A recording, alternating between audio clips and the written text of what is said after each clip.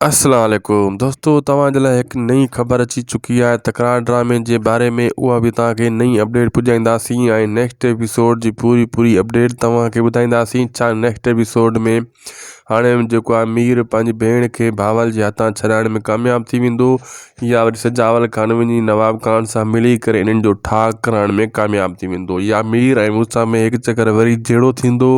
छा next episode में भावल मूसा के माफ़ करे छॾींदो या न?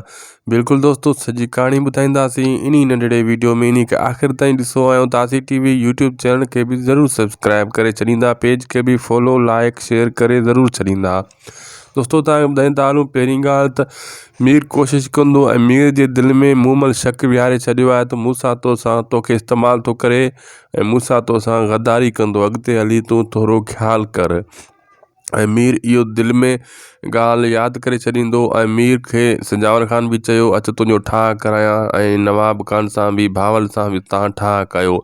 लेकिन दरिया खान खां हाणे जेको आहे मोकिलाए सिधो मूसा मीर वटि वेंदो ऐं मूसा भावल वटि वेंदो ऐं भावल खे वॾी कोशिशि कंदो परचाइण जी, लेकिन भावल हिकु बि ॻाल्हि कान ॿुधंदो ऐं जेको आहे राणी ॻाल्हियूं कुझु न कुझु मूसा जूं सम्झी वेंदी, पंहिंजे पीउ खे बि सुझ सम्झाईंदी त तूं वक़्त खां परे थी। लेकिन वक़्त बि उते हूंदो ऐं वक़्त जेको आहे सिधी ॻाल्हि कंदो, तूं गद्दार आहीं, तूं मीर सां ॿधिजी वियो आहीं। मीर उहो आहे जेको राणी खे हितां वठी वियो, अगवा करे वियो, ऐं तूं उन सां ॿधल आहीं, गद्दार आहीं।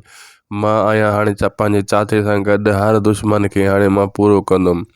लेकिन मूसा खे गुस्सो अची वेंदो, लेकिन मूसा पोइ बि कोशिशि कंदो त भावल खे सम्झायां, कीअं बि करे परचायां। ऐं नवाब खान दोस्तों इन्हनि जे लाइ नयूं खॾूं खोटींदो ऐं सजावल खान खे चवंदो, मां वेठो आहियां, तूं सभी दोस्त वठी आ, मां तोसां ठाह कराईंदुमि, मुंहिंजो ठाह थी वेंदो, तूं मूंसां भली ठाह कराए, लेकिन मुंहिंजी शर्त इहा आहे सभु दोस्त अचनि। लेकिन हिकिड़ो ठहंदो त वरी भावल न ठहंदो। अहिड़े हिसाब सां इहो सिलसिलो पियो हलंदो।